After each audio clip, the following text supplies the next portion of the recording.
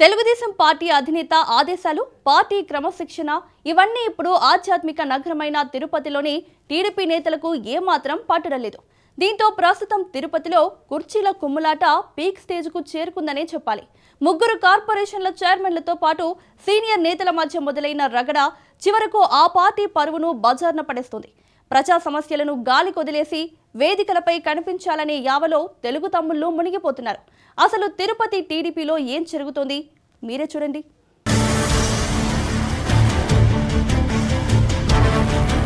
గత కొన్ని రోజులుగా కూటమి ప్రభుత్వ సమావేశాలు జరిగే సంఘటనలు ఒక సస్పెన్స్ థ్రిల్లర్ లాగా మారాయి. నామినేటెడ్ పదవులను అనుభవిస్తున్న నేతలు తమ శాఖలపై దృష్టి పెట్టడం కన్నా స్టేజిపై సీటు, ఫోటోలు వంటి వ్యక్తిగత ఇమేజ్లకే ఇంపార్టెన్స్ ఇస్తున్నారనే టాక్ నడుస్తోంది.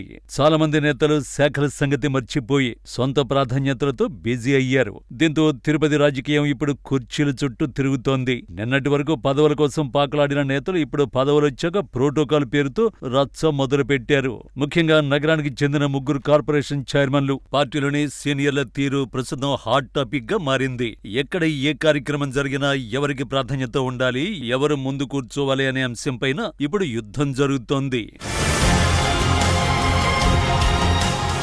కూటమి ప్రభుత్వంలో నామినేటెడ్ పదవులు దక్కించుకున్న నేతలు తమ శాఖల అభివృద్ధిపై దృష్టి పెట్టడం కంటే ఫ్లెక్సీల్లో తమ ఫోటో ఎంత సైజులో ఉంది, స్టేజ్ మీద తమ సీటు ఎక్కడ వేశారనే దానికి ఎక్కువ ప్రాధాన్యం ఇస్తున్నారు.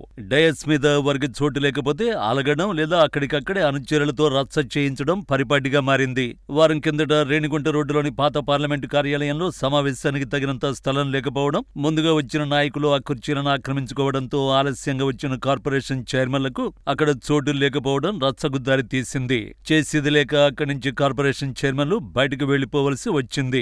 ఇక శాప్ చైర్మన్ రవినాయుడు అయితే అలిగి వెళ్లిపోయారని సమాచారం. అంతకుముందు తిరుపతి ప్రెస్ క్లబ్ లో జరిగిన విలేకరుల సమావేశంలో ఓ సీనియర్ నాయకుడికి డయస్ పై చోటు కల్పించకపోవడంతో ఆగ్రహం వ్యక్తం చేసిన పరిస్థితి. ఇలా 1-2 సార్లు కాకుండా అనేక సార్లు ఇలాంటి ఘటనలు చోటు చేసుకుంటున్నాయి.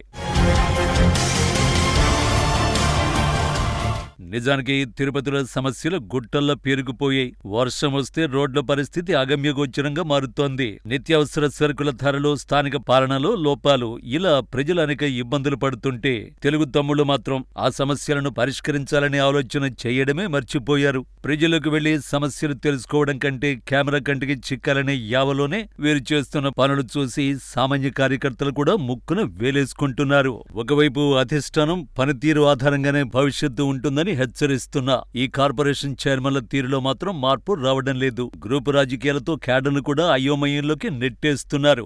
ఇప్పటికైనా కుర్చీలాట ఆపి ప్రజా సమస్యలపై దృష్టి పెడితే రానున్న రోజుల్లో తిరుపతిలో పార్టీకి ఇబ్బందులు తప్పవని విశ్లేషకులు హెచ్చరిస్తున్నారు. మరి ఈ ప్రోటోకాల్ వివాదంపై పార్టీ హైకమాండ్ ఎలా స్పందిస్తుందో, ఈ ముగ్గురు నేతలతో పాటు సీనియర్లు వారి పంథం మార్చుకుంటారో లేదో వేచి చూడాలి.